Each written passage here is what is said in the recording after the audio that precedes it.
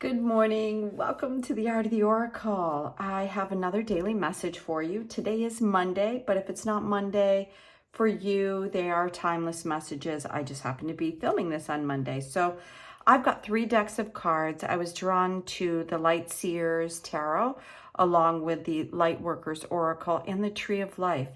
So these are pretty, I feel like, intense oracle cards. So I'm going to start with one and we'll see what wants to come in. How are you all doing? I hope you're having a beautiful holiday if you celebrate here in the U.S. Let's quiet our energy down and ask, what is this message or what is this day hoping to gift us? Or what are we receiving from this day? Okay, let's see. All right, we have one card. 29, which reduces to 11. It's called the Moon, the 29th path, the Moon. Evolution, simplicity. You couldn't have planned that one better. And the Animal Kingdom. And I love that there's so many different types of animals here on the cards. You know, the wolf and the dog. We have beautiful flowers, fish, bugs, everything here. And this goddess here in the waters. This looks like a full moon image, and we're coming up on another full moon. This is an interesting month, the month of May, because we have had 2 full moons at the first day of the month and at the last day of the month. This one here looks like the scarab, which to me is you know, a nod to Egypt, to the magic held within, and then we have the koi. And this speaks to me of transformation and fluidity, as well as this feels like the Moon Tarot card, where you have the pillars and the 2 wolves or dogs or whatever howling, right? And to me, that is the deep connection that dogs or wolves, coyote, have with the moon. I feel like they sing to the moon, like they know something that we don't know about the importance of connecting in with the moon on some level. So that's kind of what I'm getting from this. I don't know what kind of flower we have here. It looks like a poppy, but yeah, I'm really getting the nod to a traditional tarot moon card, which also speaks of things unseen. Sometimes it asks you to go a little bit deeper into what seems like obvious, and meaning that there's probably something that is being missed in it. Also to honor the moon time by quieting yourself. When there's a full moon, it gives us an opportunity, just like it says, you know, kind of like a flashlight, like where are we? It's an opportunity to go into what we're doing here. And that's why I think I was hearing a simplicity today, is because we fill up our space with a lot of noise. I've noticed that and it really bothers me now. The cars are noisier. I was on the water yesterday. The boats are noisier. And why? Why are we needing to fill space with so much noise? And, you know, even these horrible AI centers that they're building have a ridiculous hum that's just, you know, it's eating up resources and noise. And I think it's trying to drown something out. And I feel like it's our intuitive knowing, these gifts that we have within us. We have pretty much everything that we need. And when we quiet ourselves, our mind and the chatter and the noise outside, we can deeply listen to our heart and the natural resources in the moon. And I think that's what the animals know. So it says in the guidebook here for guidance is that we all evolve, or we'd like to think that we all evolve. And we do it in many different levels and layers, emotionally, physically. We survive, you know, we evolve as species, plant species, animal species, and so forth. And it's asking us, are we just surviving, right? Are we filling our space with a lot of noise, or are we really thriving? And we know that we feel really good when we're thriving, because it elevates our energy level. And then in that elevation, we can continue to do more and tap into more. And I think that that's what this time is all about.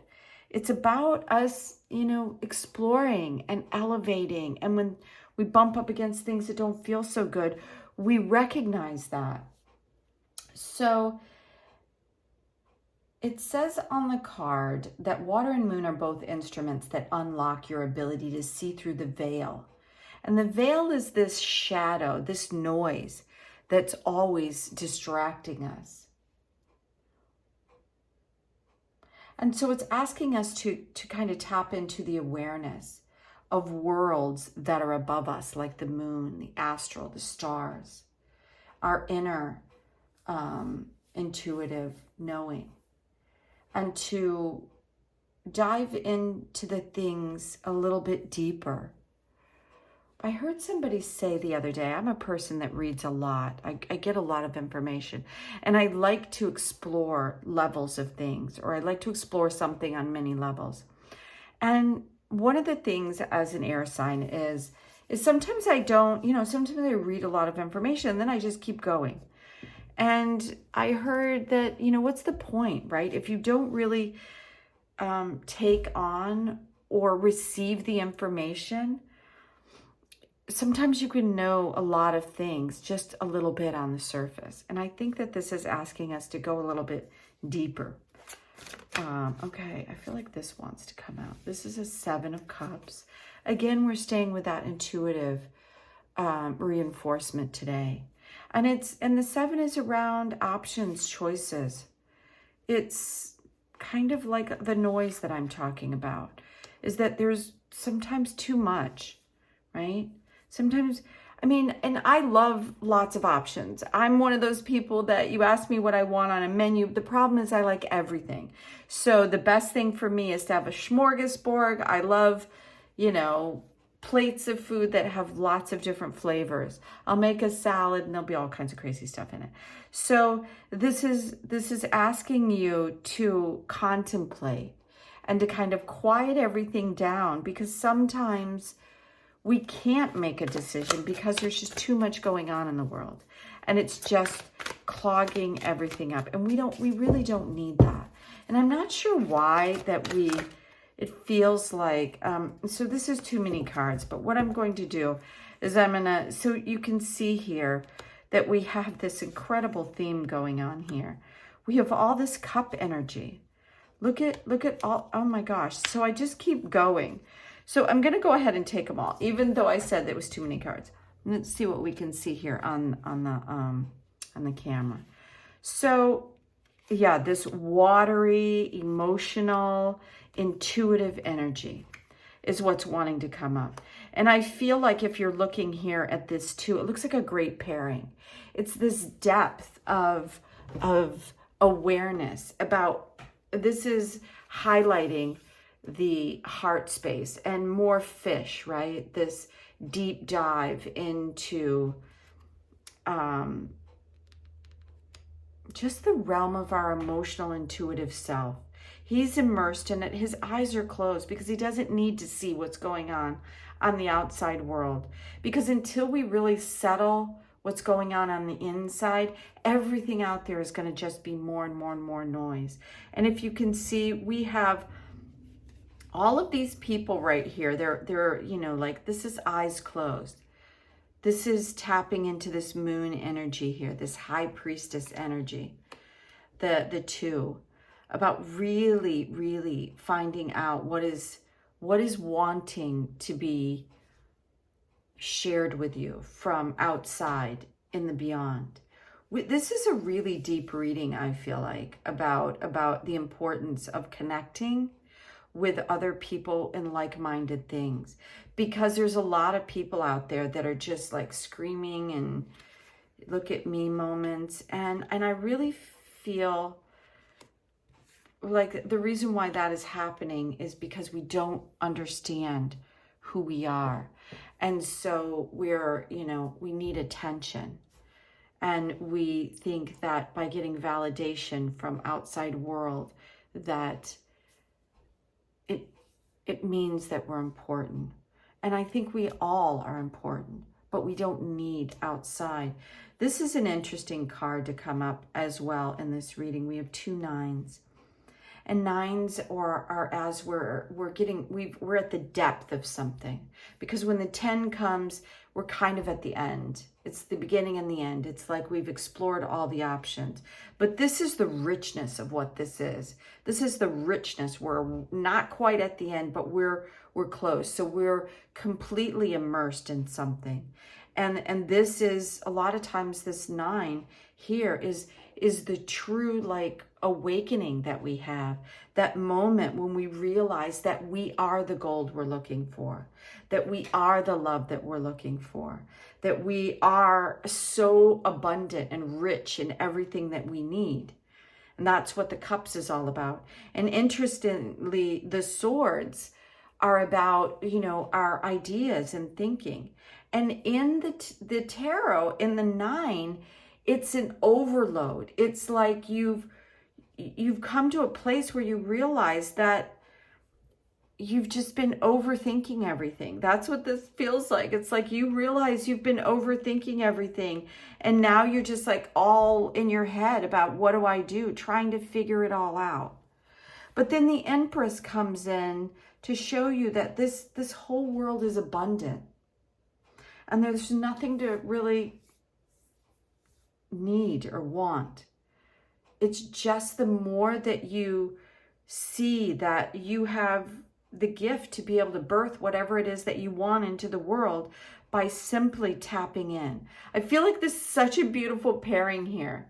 It's like the gurus, the masculine and the feminine at their highest intuitive self. So there's something as we're leaving May, or as we're coming into this last week, because we have a whole nother week here in May. And I feel, yes, like we're supposed to feel it. Like we're really supposed to deeply feel this moment. We're not supposed to overthink it, but we are supposed to really feel what's going on right now. And like grab the gifts of what this moment is asking us to sink ourselves into. And it's going to be so rich and full of, you know, after all this fire that's been going on. It's a moment to immerse yourself deep in the water and ask what the water is what is it gifting us, because every answer that we need is here within us right now, and we are water beings. So I feel like that's part of it, is trying to get back, or asking us to get back to that intuitive water nature that is us. So thank you so much for being here on the channel. I hope you have an amazing holiday, and I hope you'll come back tomorrow to see what the cards have to say. Until then, stay in tune. That's what I'm going to say. Until tomorrow, have a magical day. Bye now.